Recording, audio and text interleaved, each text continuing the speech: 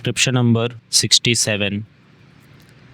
He also mentioned that in the context of the 21st century, as these institutions were of quality, amending the governance structure of these institutions are necessary to enable them to compete with the rest of the world and create knowledge, which alone is the wealth of any nation.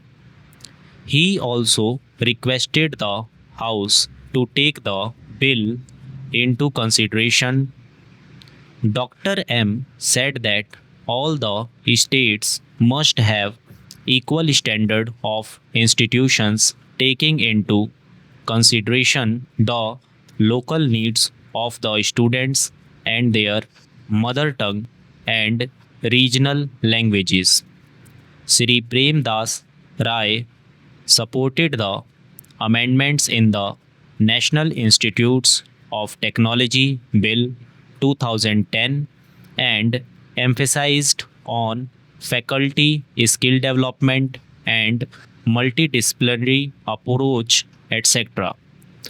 Replying to the discussion, the Minister of Human Resource Development and the Minister of Communications and Information Technology, Sri Kapil Sibal, emphasizing about the education in the country, said that we needed to have a critical mass of people to go into the university system, which was linked with the issue to gross enrollment ratio. He mentioned that the GER in developed countries on an average was about 40, whereas in India this was between 13 to 14. Citing the PM's speech at Lal Killa, he said that at a later point of time, we would have a huge availability of human resource that would move into the university system and increase that GER upward. In the university system, there is creativity, knowledge, and through that emerge patterns which then are translated by industry into goods and services. That is how the economy grows. He also emphasized about quality of institutions in terms of infrastructure, faculty and syllabi, and for that purpose he said that the National Accreditation Authority bill was coming up. Mentioning about the mushrooming of private institutions, he further said that these institutions were not adequate and the government had been able to set up more institutes for the last few years because our growth rate is 8 9%.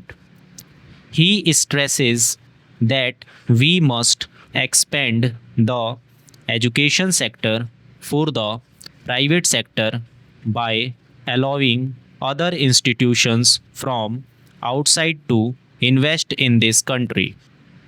For this, we must create an environment for more investment in the education sector. He also added that a core curriculum in science and commerce had been prepared, which would be taught in all state boards and central boards and yet to be introduced in humanities.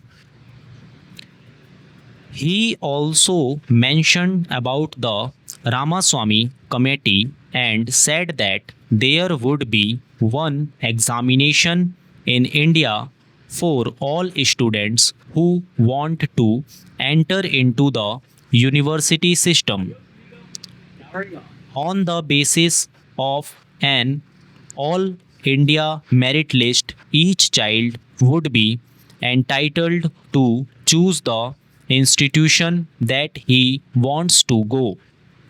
There would be no capitation fee. He said that if India is going to be at the center of the world and have its rightful place in the Committee of Nations, it is only through education. He also informed that we have a scheme called the National Knowledge Network, which is going to connect every institution in this country through fiber optics through an IT network. This would help the students to take a lecture from lecturer across the country. The bill as amended was passed. The Minister of Parliamentary Affairs and Minister of Water Resources moving the motion for consideration of the bill on 29 August 2011 said that the Juvenile Justice, Care and Protection of Children Act 2000 came into force in April 2000 to provide justice and opportunities for growth and development to juveniles. He stated that the act laid emphasis on rehabilitation and reintegration of such children into the society. Referring to section 48 2 and 58 of the act, he said that this was discriminatory in nature for the child who was suffering from diseases such as leprosy, sexually transmitted diseases, hepatitis B, open cases of tuberculosis, was of unsound mind, or was addicted to any narcotic drug or psychotropic substance. Those children were sent to a place recognized to be an approved place for the required treatment and dealt with separately through various specialized referral services. The segregation had been considered as discriminatory in nature as this would separate the child from others. The Ministry of Health and Family Welfare had confirmed that there was no need to segregate children suffering from such diseases. Mentioning about the rehabilitation of such children, he also stated that the amendments proposed in the Act were for removing discriminatory references to children affected by such diseases so that they can live life with dignity. Shiv Sena stated that the reason behind juvenile offense is increasing population and migration of poor rural families to the cities in search of employment.